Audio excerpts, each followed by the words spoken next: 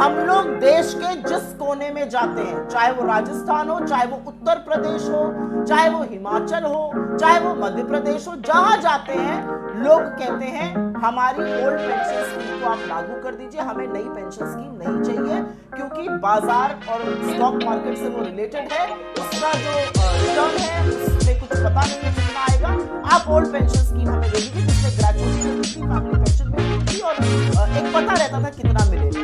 अगर लोगों की बात सुनकर उस पर निर्णय लेना राजनीति है तो ऐसी राजनीति ज्यादा होनी चाहिए। जब जब मोदी सरकार आती है कर्मचारी, मजदूर और किसान पर ही सारा कहर बरपता है। इकोनॉमी 101 क्या कहती है? इकोनॉमी 101 सिंपल सी चीज कहती है, लोग ज्यादा खर्च करेंगे तो लोग कंपनियां ज्यादा सामान बनाएंगी, वो ज्यादा सामान बनाएंगी तो उनको निवेश ज्यादा करना पड़ेगा, निवेश ज्यादा करेंगे तो लोगों को नौकरियां बनेगी। इसको इकोनॉमी की वर्चुअस साइकिल कही जाती है। अगर लोग अपनी सेविंग से खींच रहे हैं, लोन ले रहे हैं, तो लोग खर्च, कंजम्पशन इंडिया में लगातार कम हो रहा है as a percentage of GDP. 60% हमारी जीडीपी का हिस्सा कंजम्पशन है। उस कंजम्पशन पर ठोस पहुंच रही है। मुझे ऐसा लगता है राजनीतिक चक्र में बात करने के लिए फाइनेंशियल जिसके बारे में आप जिक्र कर रहे हैं वो करना बेमानी है। इस समय लोग आर्थिक तंगी से जूझ रहे हैं और उसके लिए जरूरी है कि ज्यादा निवेश हो, ज्यादा नौकरियां बने, ज्यादा डिस्पोजेबल इनकम आए लोगों के हाथ में। आज की तारीख में जिसको कर्नाटक में लागू कर दीजिए। कर्नाटक में क्यों नहीं लागू किया अभी तक पुरानी पेंशन योजना? मैं बताती हूँ क्यों नहीं किया। इसलिए नहीं किया क्योंकि हर स्टेट की मांग अलग होती है, हर स्टेट की जनसंख्या अलग है। कर्नाटक में इतने कर्मचारी नहीं है। हिमाचल में जैसा कि आपने कहा हर परिवार की निर्भरता अपनी पेंशन पर बहुत ज्यादा है, इसलिए वहां पर किया।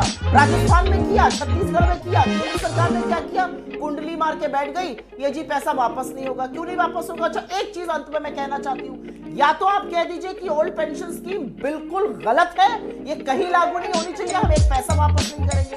आप ये भी नहीं कहेंगे, आप अधर में लटका कर कहेंगे अच्छा कमिटी देखेगी, इसमें कमिटी देखेगी, मतलब कहीं संशय है कि हाँ ये होनी चाहिए, हाँ लोगों को दिक्कत हो रही है। तो कड़ुआ कड़ुआ थूक और मीठा मीठा गप नहीं हो सकता ना। एक स्टैंड लीजिए पेंशन पर, या तो पेंशन मोहन श्रीवास्तव से यह सवाल पूछता हूं, ठीक है? तो संशय 10 लाख करोड़ बट्टे खाते में आपने डालने का काम किया रिच उद्योगपतियों का। लेकिन उससे बड़ा एक मेरे पास फिगर है, और उस फिगर को सुन लीजिए, अपने आप पिक्चर साफ होती जाएगी। रिपोर्ट आरबीआई की क्या है? टॉप 50 विलफुल डिफॉल्टर्स जो स्वेच्छा से बैंकों का पैसा नहीं लौटा रहे हैं, वो करीब 88,000 करोड़ की संख्या है। नंबर 1 पर मोदी जी के मेहुल भाई है। उसमें 88,000 करोड़ लोग स्वेच्छा से बैंक का पैसा नहीं लौटा रहे, विलफुल डिफॉल्टर्स।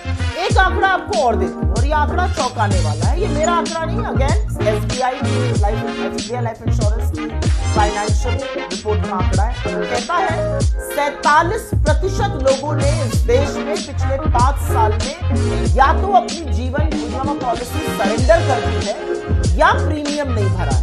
जीवन बीमा पॉलिसी वो होती है कि मध्यम वर्ग का या गरीब वर्ग का आदमी जो भी कम खाकर खरीदता है उसकी भरपाई करता है कि कल को कुछ हो जाए तो परिवार की गुजर होती है। 47% लोग, ऑलमोस्ट आधे लोगों ने प्रीमियम नहीं भरा या पॉलिसी सरेंडर कर दी। ये आर्थिक तंगी लोगों की दिखाता है। एक और आपको आंकड़ा बताती हूँ, ये चौंकाने वाला आंकड़ा है। अगेन मेरा आंकड़ा नहीं है, आरबीआई का आंकड़ा है। आरबीआई का आंकड़ा कहता है कि पिछले 50 साल में सबसे कम स्तर पर हाउस होल्ड फाइनेंशियल सेविंग्स चली गई। वो जो पैसा परिवार, नौकरी पेशा करने वाले लोग थोड़ा सा बचाते हैं फ्यूचर के लिए, वो सबसे कम स्तर में 5 दशकों में 50 साल में चला गया है। आंकड़ा सुनिएगा, वित्तीय वर्ष 2022 में वो जीडीपी का 7.9% था, मतलब 8%, और वित्तीय वर्ष 23 में वो 5.1 मतलब 5% हो गया। 3 साल में वो 22 करीब 23 लाख करोड़ से घटकर 13.5 लाख करोड़ पर आ गया।